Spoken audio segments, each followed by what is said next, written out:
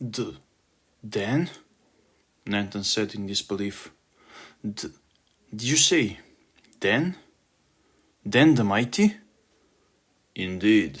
So, as I have told you, he goes by a different name these days, Staggeron calmly replied. Crippled? Antonio remembered the horrors of the ultimate showdown Nanton told him about. Bugs, missing legs, wings, eyes, alive but unwilling to live, breathing but dead both inside and outside. Crippled, Hercules said quietly, lifting his top right leg, touching the spot where his eye used to be. Like me. He looked at Antonio, who was still shaking, then at Nathan. Crippled Knight.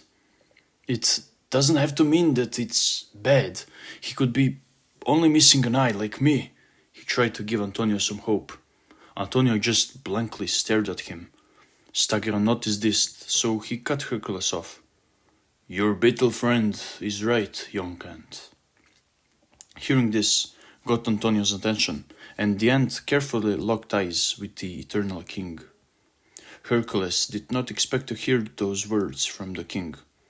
Truth to be told, Hercules said what he did just to try and calm Antonio a bit, not because he believed his own words. And frankly, Hercules was correct to not believe his own words, as the next sentence Staggeron let out was enough to completely crush any delusion that was perhaps left in Antonio's fragile soul. The Crippled Knight is a lot like your friend, young ant. He's missing his right eye, upon many other things.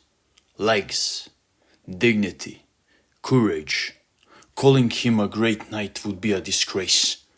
The king's cold description of the Crippled Knight had left an impact on the trio of heroes, mostly because of the way the king so casually said what he did.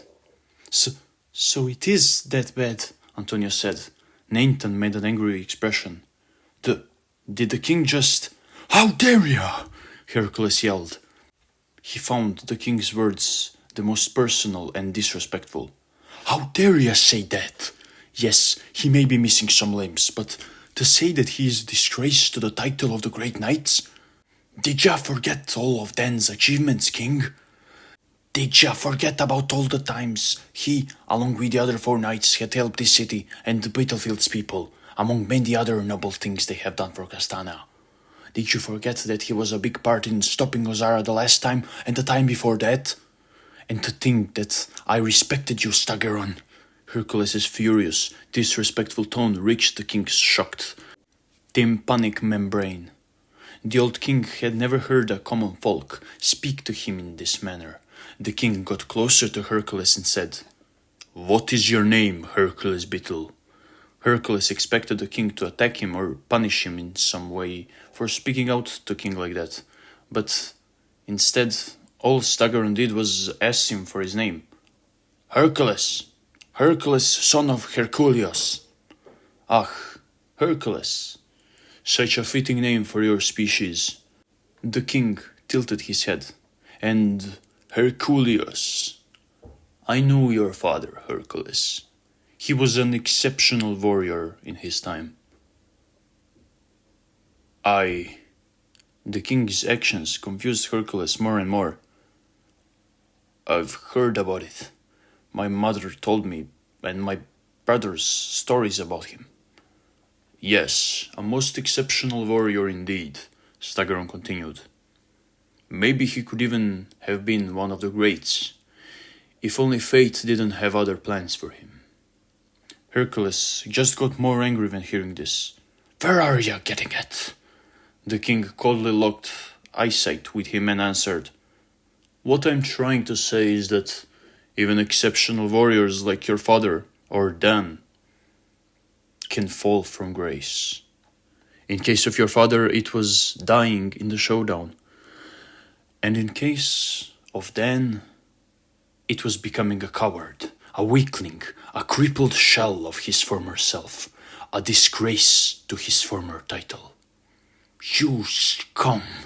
Hercules said through half-closed mouth. Brave words, coming from someone who's only alive because he was spared by the ant who defeated him.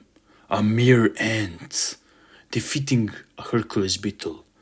I know who you are, Hercules, and you have no right to speak to me in this manner. The king showed his true self.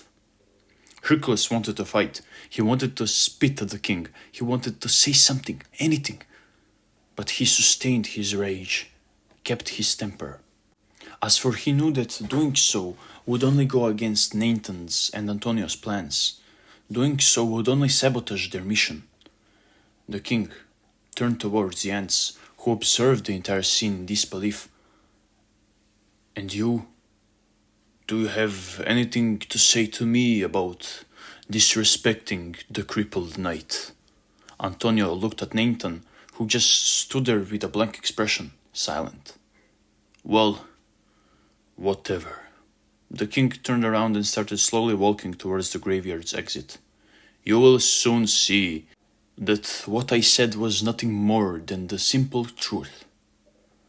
Hercules was first to start following the king, who was taking them to where the Crippled Knight resided.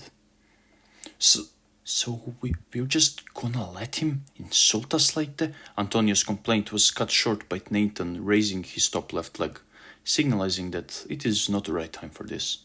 Antonio understood, and so the trio just silently followed the eternal beetle to wherever he was taking them. Center of Beetlefield City, Gregor's bar. Just as he was about to finish cleaning the empty bar, Gregor's attention was drawn by a nervous cockroach rushing inside. Father! The young cockroach yelled. The hell do you want? Gregor was pissed off. The young cockroach angrily put a bag full of towel on one of the tables. We need medicine! Quickly!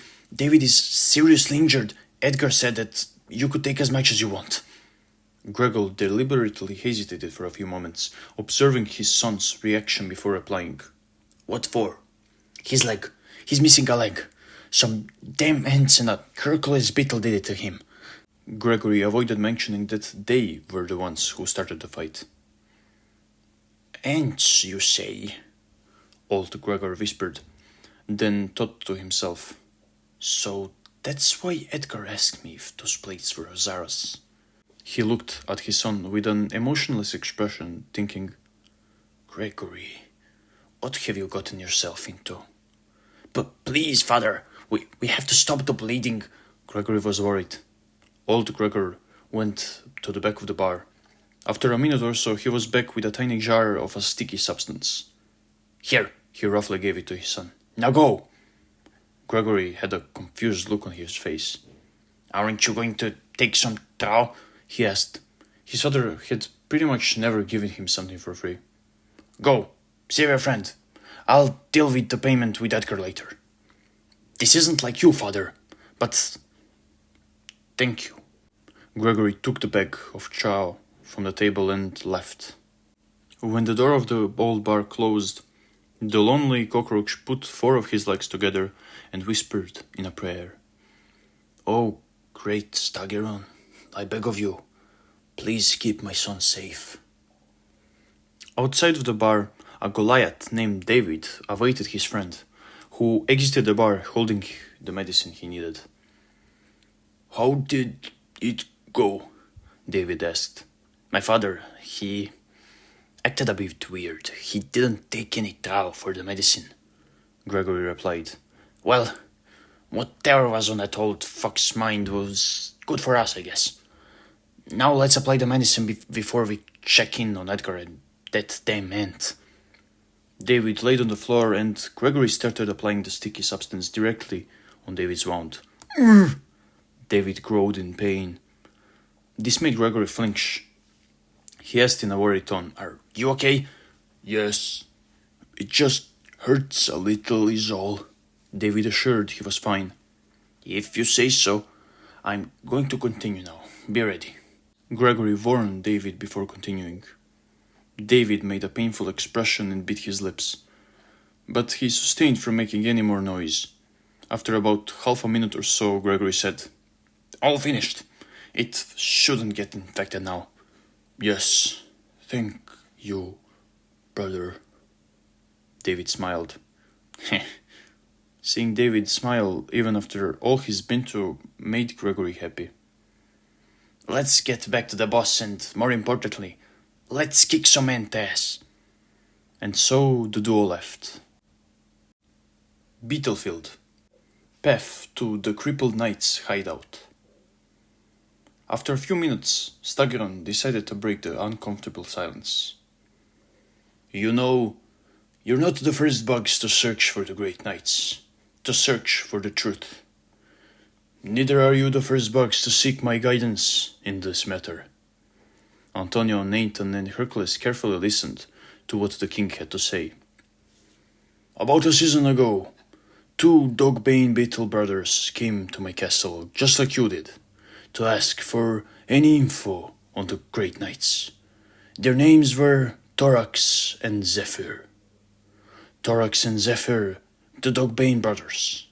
The 2 of them, much like the 3 of you, decided that it would be absurd that nobody knows anything about the Great Knights, even after such a long time, so they asked around. And when they made it to me, I did the same thing I did with the 3 of you. I showed them Diablo. I showed them the truth. And they too had a similar reaction to the 3 of you, though they did come to accept the reality slightly quicker.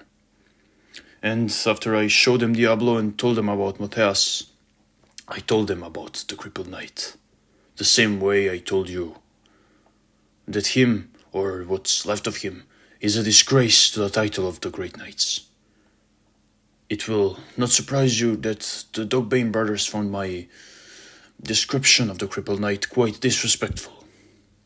The 4 bugs were getting closer and closer to their destination. Staggeron continued. I ignored them, and instead of trying to argue, I decided to bring them to the same place I'm bringing you to. I decided to bring them to the Crippled Knight to prove that I spoke nothing but the truth. A dusty old door could be seen at the end of the tunnel they were in. So they met him. They found out about everything. And the following day, Thorax and Zephyr, the 2 Dogbane brothers, took their own lives. Hearing this made the trio stop. Antonio especially had to stop to catch his breath, to digest everything that had happened in the past 30 minutes or so. You're lying, Hercules was sure. You can believe what you want. But the truth is, Battlefield is doomed. Anthill is doomed. Castana is doomed. The only thing we can do is choose. Choose if we will await the cruel fate Ozara brings us, or if we will end our own misery via our own legs. The Dogbane brothers, and others like them, who had found out the truth, chose the latter. The only question left is, will you do the same? They made it to the old door. Staggeron carefully opened them, and the 4 bugs entered the Crippled Knight's hideout one by one. Entrance to the Battlefield city. The cockroach and the titan groaned in agony as they saw their boss, their brother, crying on the ground, laying in a pound of his own blood that came from his destroyed mouth. Who? Gregory screamed as tears uncontrollably flowed down his eyes. Who did this to you? He looked left and right, but there was nobody to be seen. The Ent, Gregory whispered. The Ent, he yelled, and turned to David. The Ent was here. He's gone. Edgar. David was very saddened to see his brother, his savior, like this. Gregory, let's take Edgar home. We'll worry about who, how, and why when boss gets better, he told the cockroach. You're right. Do you think you can carry him home? Yes, I think I can. David lifted the agonized young beetle from the ground. Whoever did this, whoever and wherever you are, I will kill you, Gregory said, and the Cotido trio started heading to their home. the Crippled Knight's hideout, battlefield. He was standing there, in the middle of the lone room that made his entire hideout. And just like Staggeron described, the Crippled Knight was missing his right eye. He was also missing his top right and the middle left leg. With his remaining top and middle leg, he was holding an old stick that helped him stand. Behind him was nothing, except for a few pieces of food here and there, and a giant, rough piece of metal. So it ends this time, Staggeron. How many more will you bring here? How many more bugs do you want to see kill themselves? Before anyone could say or do anything, Dan, the Crippled Knight, has welcomed his guest in an unusual manner. As enthusiastic as ever, Dan, Staggeron was mocking the Tempered Knight. I would love to tear your limbs apart, King, but hell is unfortunately a better place without you in it, Dan said with pure hatred visible in his eye. Even after all this time, and after all the kindness that I have shown you by sparing your miserable life, even after I was so kind as to not murder you for what you've done to my daughter, even after all of that, you still greet me like this every time you see me, Staggeron tried to say calmly, but he could not hide the anger that was building inside him. Don't you dare do this again! Don't you dare blame me for what happened to Lacana! Dan shrieked as loudly as he could, and a lonely tear fell from his left eye, a lonely tear carrying all the sadness that had ever been stored inside Dan's heart. Staggeron just exited the Crippled Knight's hideout, slamming the door shut as he left. Dan angrily looked at his three confused and disturbed visitors. Let's get this over with, I guess, he said in a tired tone. Antonio wanted to ask something, but Dan stopped him by yelling, No! You will just sit there and listen. You don't know anything. I know you don't. I know exactly how this will go. I will tell you my story. You will leave, and we will never meet again. I can only hope that you will be different than all the others who came before you. But I know that this isn't the case. I know that you too will perish. You are wrong, Nathan disrupted the Crippled Knight's yapping. That's what they all say. Dan wanted to continue, but Nathan disrupted him yet again. No, I am telling you, this time it is different. Whatever horrors you have in store for us, I assure you, we will handle it. And we will do everything in our power to save this fallen kingdom. Nathan's voice was, despite everything, still as confident as ever. This made Dan recognize him. You seem familiar. Nathan the Sturdy Ant, perhaps? Correct, Nathan confirmed. And you, young one with a shattered soul? Dan spoke to Antonio. Antonio, sir, he nervously answered. And the crippled Hercules battle. Hercules' son, I suppose. Dan even recognized Hercules, who, unlike Nathan, wasn't a very famous warrior.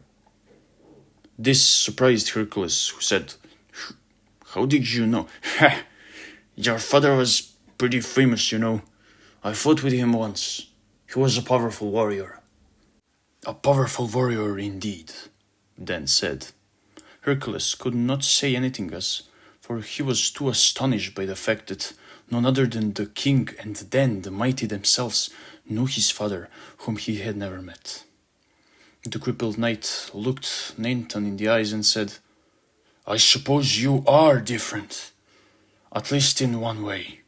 I can see that you are the real warriors, unlike those who came before you, who were nothing but mere imitations of warriors.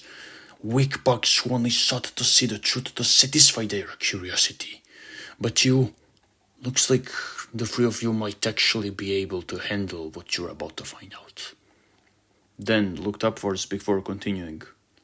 I assume you have never heard of Webonetta, the fallen widow, also known as the sixth great knight. Hercules, Nathan, and Antonio all looked at each other with confused and excited looks in their eyes. We haven't, Nathan replied. Didn't think so. Then paused for a few moments, sighed, and finally said, I suppose I should start from where my personal story began, in order for you to fully grasp everything. The story begins about 36 seasons ago, when I was just a little child.